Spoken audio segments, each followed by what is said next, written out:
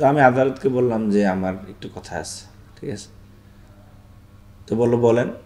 তো আমি বলছি যে আমি বাঁচতে চাই। তো বাঁচতে চাই বলার পর আমি মনে করেছি যে না, হয়তো আজকে ওই রিমান্ড কম দিতে পারে। তারপর আদালত 5 দিনের রিমান্ড দিচ্ছে। দিন নিয়ে আসার পরে আপনার ভোর রাত পর্যন্ত টর্চার করছে। দেখা গেছে যে একজন অফিসার আসে, ডিসি বা একজন এসি আসে, তারপরে বিশেষ করে মানে এই কোমর থেকে পা পর্যন্ত এর এর কোথাও যে একটা সুই রাখার মতো কোনো জায়গা ছিল না যে যা কালো হয়ে যায়।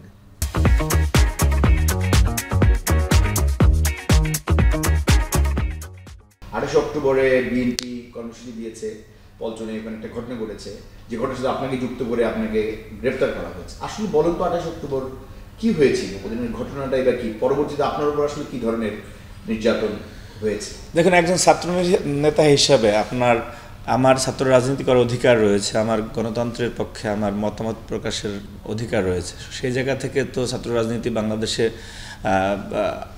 সবাই ওইভাবেই শুরু করে যে না, আমার কথা আমি বলবো।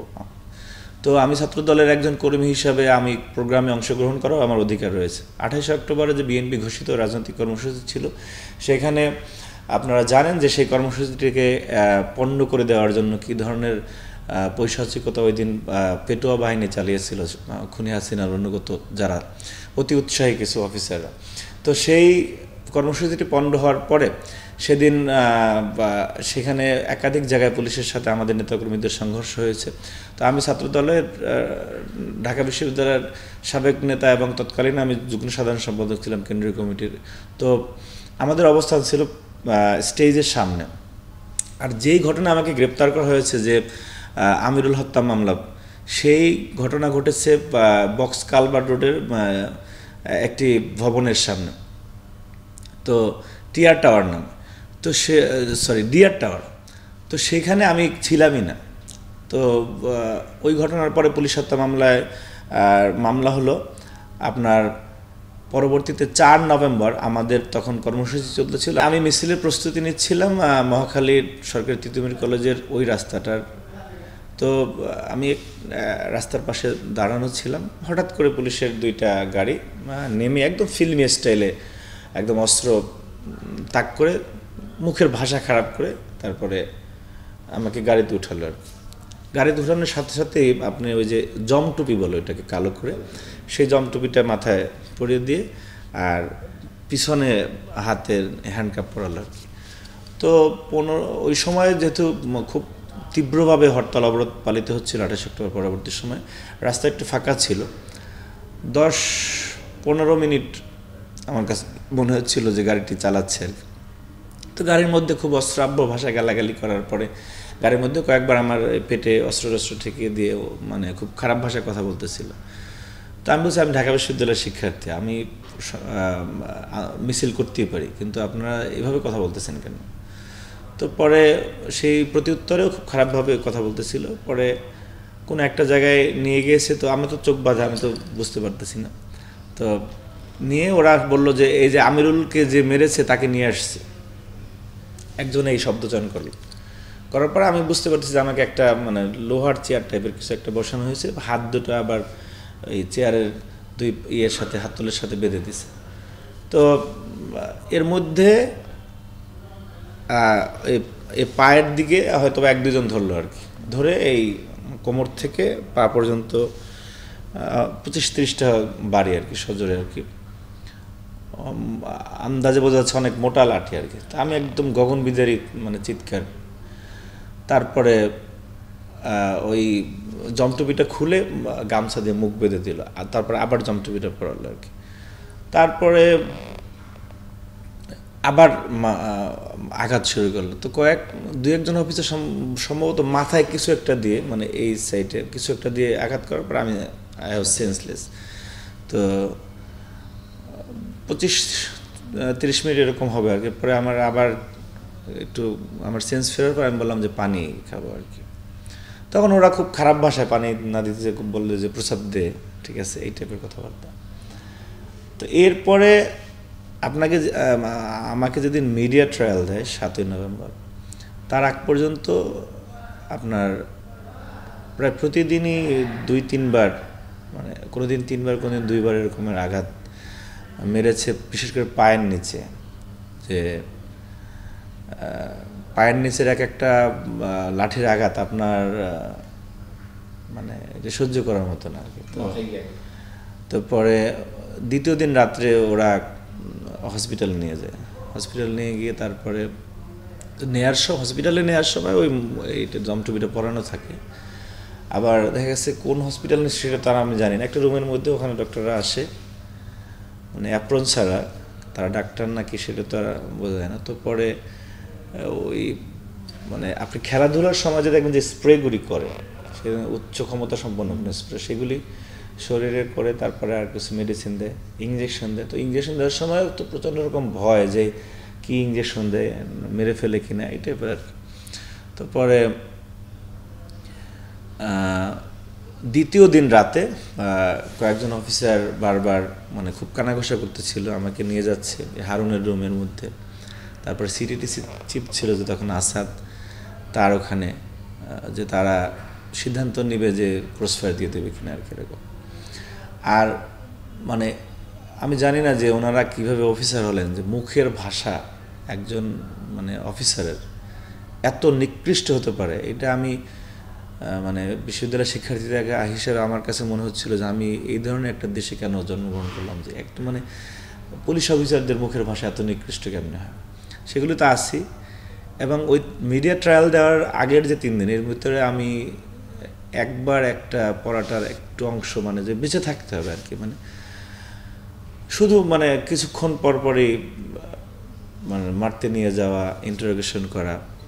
তারা চাচ্ছে যে আমি যাতে একটা ভিডিও স্টেটমেন্ট দিই, ভিডিও স্টেটমেন্ট যে এই হত্যাকাণ্ড তারেক রহমান বলার পরে আমি নিজে করেছি।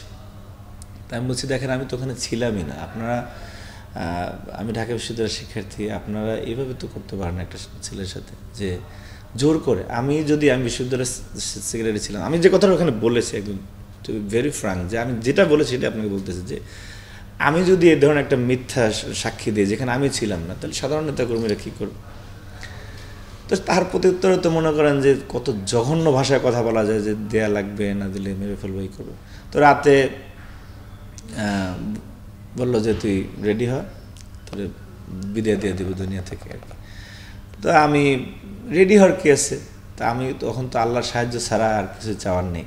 আর বাইরের কী অবস্থা সেটাও তো আমি জানি না। আমাকে না পেয়ে আমার আপন বড় ভাইকে তার 7 দিন আগে গ্রেপ্তার করেছে এই সিটিটিসি।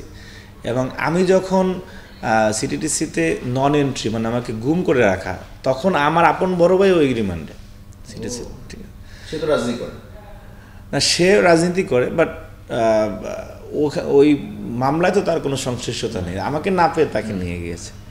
তো আর আমাদের পরিবারের দেখা গেছে যে সংগ্রামে সংকটে কোনো সুবিধা অসুবিধায় মা বাবা ভাই বোন সবাই, এই 2 ভাইয়ের দেখা গেছে একটা কারো যদি একটু পেটে ব্যথা হয়, বড় ভাই বা আমাকে ফোন দেয়। তো এই 2 জনই রিমান্ডে। হ্যাঁ, আমার আগে তাকে গ্রেপ্তার করেছে, মানে আমার 7 দিন আগে, তখন সে রিমান্ডে। এবার আমার গ্রামে যারা ভাই ছিল, 2 ভাই আছে, ওরাও তো মানে বাড়ি ছাড়া আর কি। তো যাই হোক, এরপরে আপনার মানে ভয় দেখানোর যত রকম উপকরণ থাকতে পারে, মানে মাঝখানে একবার চোখ খুলে একটা অন্ধকার রুম, সেই রুমের ভিতরে মানুষের খুলি পড়ে আছে, ঠিক আছে, মানে এটা ভয় দেখানোর জন্য। তারপরে ওখানে পানি গরম করা, তারপরে প্লাস ড্রিল মেশিন, তারপরে মানে লাঠির তো নানাবিধ রকমের ঠিক আছে। তো সেখানে এত ঘুটঘুটে অন্ধকার, মানে নিজের হাত নিজে দেখা যায় না এরকম। তো ওই দিন তারপরে 7ই নভেম্বর মিডিয়া ট্রায়াল দেওয়ার জন্য আমাকে নিয়ে গেল আর কি। মিডিয়া ট্রায়াল দিয়ে ওই দিনই রিমান্ডের জন্য নিল। রিমান্ডে আপনার 7 দিনের রিমান্ড, ওই দিন 7 দিনের রিমান্ড আদালত মঞ্জুর করে। তো আমি আদালতকে বলার চেষ্টা করেছি যে আমি বিশ্ববিদ্যালয়ের শিক্ষার্থী, আমি এখানে ছিলাম। এটা খুব মানে এই বক্তব্যটা খুবই দুঃখজনক, এবং রাষ্ট্রের জন্য একটা রাষ্ট্রের মানে দেউলিয়াত্বের জায়গায় গেলে এই কাজটা এরকম হয়। আপনি যখন একজনকে পুলিশ ধরে, পুলিশ যদি সরকারের অনুগত হয়, তখন মানুষ প্রত্যাশা করে বা মানুষের আশা জাগে যে আদালতে মনে হয় আমি ন্যায় বিচার পাবো। কিন্তু এই ফ্যাসিজমের সময় আদালত পুলিশ, জেলখানা, all of them were connected with each and everybody. আপনার এখান থেকে যে প্রেসক্রিপশন দেওয়া হতো, একজন অফিসার দেখা যাচ্ছে সংশ্লিষ্ট ম্যাজিস্ট্রেটকে বলতো যে এই আমানকে নেওয়া হচ্ছে, এর 7 দিনের রিমান্ড দিতে হবে। এইখানে মামলার যে গ্রাউন্ড, এইটা ম্যাজিস্ট্রেট দেখতই না। 7 দিন, তো 7 দিনের রিমান্ডে আসলো। ওই দিন রাত্রে, 7 দিনের যে প্রথম যে রিমান্ডে নিয়েছে, ওই দিন রাত্রে এনে ভয়াবহ রকম টর্চার করা যায়। আমি এই যে ডান পায়ের যে বুড়ো আঙ্গুলের নখটা ওই দিন উঠে ফেলেছে আমার, মানে প্লাস দিয়ে টান দিয়ে। তো এই এতটুকু বাকি ছিল রক্ত। তো ওই সময় আমি সেন্সলেস হয়ে গেছি। এরপরে কতক্ষণ পরে সেন্স ফিরছে আমার খেয়াল নেই। সেন্স ফেরার পরে আবার ঝুলানো প্রায় আধা ঘন্টার মতো ঝুলানো ছিল আর কি, ঠিক আছে। তো ওই দিন মানে আমার এক পর্যায়ে মনে হচ্ছিল যে মানে আমাকে ক্রস ফায়ার দিলে মনে হয় ভালো হতো, ঠিক আছে। তা আমি ওনাদেরকে আমি চিৎকার নিয়ে বলতেছিলাম যে আমাকে মেরে ফেললাম, ঠিক আছে। তো ওই দিন খুব মানে এক রাত্রে ওই 2বার মানে আমি সেন্সলেস হয়ে গেছি, এক রাত্রে 2বার ওই দিন। তো পরে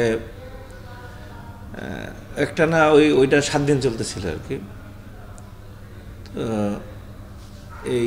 এই 7 দিনে সাইবার টিম দিয়ে আমাকে ওরা আবার অনেক রকম, যে আমি ওই দিন যে ছিলাম শার্ট কোথায় বা মোবাইল কোথায়, এগুলি খুঁজতেছিল আর কি, যে মামলায় এগুলি দেখাবে যে না। তো যাই হোক, এই 7 দিনে শেষ হওয়ার আগের দিন আবার হসপিটালে নিয়ে গেছে, যাতে আদালতে প্রডিউস করার সময় ওরা দেখাতে পারে যে না টর্চার করা হয় না, এরকম আর কি। তো ওই দিন আদালতে উঠানোর পরে আমাদের আইনজীবীরা তো ছিল, আর তখন এমন একটা ভয়াবহ সময়, সবাই তো ঠিকমতো যেতেও পারে না। তো আমি আদালতকে বললাম যে আমার একটু কথা আছে, ঠিক আছে। তো বলেন। তো আমি বলছি যে আমি বাঁচতে চাই, ঠিক আছে, আদালতকে বললাম। তো বাঁচতে চাই বলার পর আমি মনে করেছি যে না, হয়তো আজকে ওই রিমান্ড কম দিতে পারে। পরে ওরা যা চাইছে, ওরা আবার ওই দিনও 7 দিন ছিল। তারপর আদালত 5 দিনের রিমান্ড দিচ্ছে। মানে ওরা মারতো খুব ক্যালকুলেটিভলি, যে কোন সময় মারলে কয়দিনে রিকভার করা যাবে। ওই দিন যে 5 দিনের দিছে, ওই দিন নিয়ে আসার পরে আপনার ভোর রাত পর্যন্ত টর্চার করছে, ঠিক আছে। আপনি 9টা, 9:30 রাত, হ্যাঁ।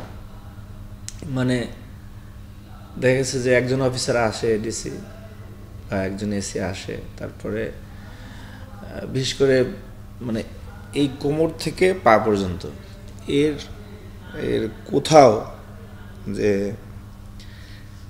একটা সুই রাখার মতো কোনো জায়গা ছিল না যে যা কালো হয়ে যায় না, ঠিক আছে, একদম কালশিট হয়ে গেছে। তো ওই দিন রাত্রে ওরা আবার হসপিটালে নিয়ে গেছে। হসপিটালে নিয়ে পরের দিন 7:30 কি 8টা এরকমের। তো হসপিটালে নেওয়ার সময় আমার মনে নাই, একজন অফিসার উনি নিজে কাঁদতেছিল আর কি। উনি ওই অফিসার ইন্টারোগেশনের জন্য ছিল না, তো উনি নিজে কাঁদতেছিল, বললো যে একটা বিশ্ববিদ্যালয়ের পড়া ছেলেকে এইভাবে মারে, এই চাকরি করতে মন চায় না। মানে সবাই তো আর অমানুষ না, দু একজন তো মানুষও থাকে। তো পরে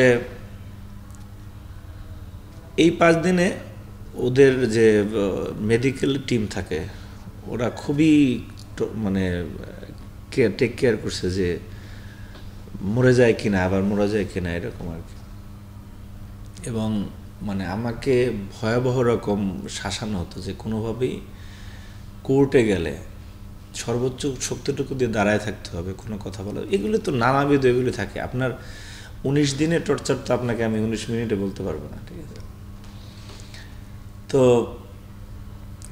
এর মধ্যে মানে মানসিক যে আতঙ্ক, আমার ভাই কোথায় আছে, উনিও তো আগে অ্যারেস্ট, আমি তো জানি না যে আমার ভাই কোথায় আছে। তো আর এরপরে আবার রিমান্ডে 5 দিন শেষ হলো। এই হলো 7, 5, 12, আগের 3 দিন 7-5-12 আর আগের 3 দিন 15 দিন আর এরপর আবার রিমান্ড ছিল 3 দিনের, মানে 164 এই প্রথম 7 দিনের দিন এবং শেষে যে 5 দিন নিছে অনবরতভাবে যে ভাই তুই বেঁচে থাকলে না রাজনীতি করবি, চিরতরে পঙ্গু করে দিব, এই সেই একটা ভিডিও স্টেটমেন্ট দিলে কি হয়, একটা ভিডিও স্টেটমেন্টই মূলত চাওয়া ছিল আর কি। হ্যাঁ, যেটা আমি বলবো, আপনি দেখবেন যে সাম্প্রতিক জুলাই আন্দোলনে আমাদের ডেমরার ছাত্রদলের সভাপতি মাসুদ রানা, ওর কাছ থেকে একটা ভিডিও স্টেটমেন্ট দিয়েছিল যে পার্টি করতে বলেছে, ওই স্টাইলে একটা ভিডিও স্টেটমেন্ট চেয়েছে। তো পরে আমার আইনজীবীদের সাথে টুকটাক যতটুকু আমি কোর্টে নিয়ে আসার সময় মানে কথা বলার চেষ্টা করতাম। তো যখন আমি দেখেছি যে না মিডিয়া ট্রায়াল দিয়ে দিছে, তখন আমি যে আল্লাহর মতো মেরে ফেলতে পারবে না, ক্রসফায়ার দিতে পারবে না, কিন্তু ক্রসফায়ার না দিলে তো মারার যে কত রকম কৌশল, কত রকমের ধরন রয়েছে, সেটা তো পরে হঠাৎ করে তৃতীয় ধাপে যখন রিমান্ডে নেয়, একদিন সকালে কিছু অফিসার আসলো, এর মধ্যে এসে তাড়াহুড়ো করে একটা হাইস গাড়িতে উঠলো, হাইস গাড়িতে উঠে তখন 7:30 কি 8টা বাজে আর কি, মানে অফিস খুলে নেয়, মানে কোর্ট খুলে নেয় আর কি, নিয়ে আমাকে একজন বিচারকের রুমে রাখলেন আর কি। তো ওই বিচারকের নাম ছিল শফিকুল ইসলাম, মেট্রোপলিটন 28, আমি ঢোকার সময় খেয়াল করছি। বিচারকের কাছে গেলে তো জমটুপি পড়াইতো না, ওটা তো পড়ানো যায়ও না। তো 1.5 ঘন্টা পরে ম্যাজিস্ট্রেট আসলেন, আসার পরে এইখানে আর একটা মানে গভীরতম হতাশার জায়গা, আমি মানে বাংলাদেশে আর কোনোদিনও এই ধরনের ফ্যাসিজম কারো হাত ধরে যাতে না আসুক সেই প্রত্যাশাই তো মানুষ জীবন দিচ্ছে, এবং আমারও গভীর প্রত্যাশা যে এই ধরনের দেশ যাতে আর কখনো না হয়। আপনি রাষ্ট্রের সমস্ত ফাংশনাল জায়গাগুলি যদি পচে যায়, তখন এই পরিস্থিতি তৈরি হয়। একজন ম্যাজিস্ট্রেট যে ওই ধরনের আচরণ করতে পারে, আমার এখনও বিশ্বাস হয় না। কি আচরণ করলো?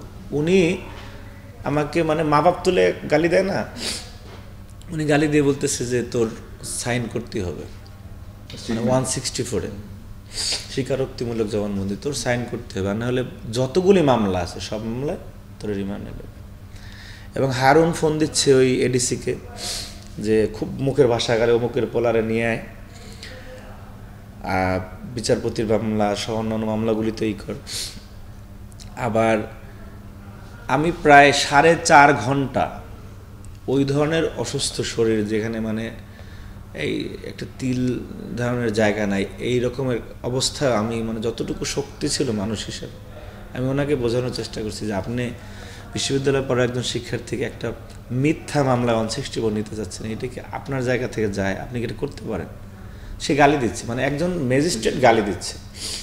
এবং একটা পর্যায়ে গিয়ে 16 জন অফিসার, আমি খেয়াল করেছি 16 জন অফিসার, যেখানে বাংলাদেশের যে জুডিশিয়ারি যেটা বলে, আইন যেটা বলে যে আপনি আসামি সংশ্লিষ্ট ম্যাজিস্ট্রেট থাকবে, সর্বোচ্চ মামলার আয়ু থাকতে পারে 164 জন, ওইখানে আয়ুকে বের করে দেওয়া হয়েছিল।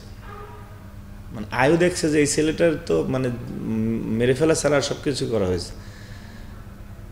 তো 16 জন অফিসার ছিল। হারুন নিজে বারবার বলছে যে অমুক, মানে মুখ খারাপ করে যে ওরে নিয়ে নাহলে ওইখানেই মেরে ফেল, যেটা সম্ভব, বাট হুমকি দেওয়ার জন্য আর কি।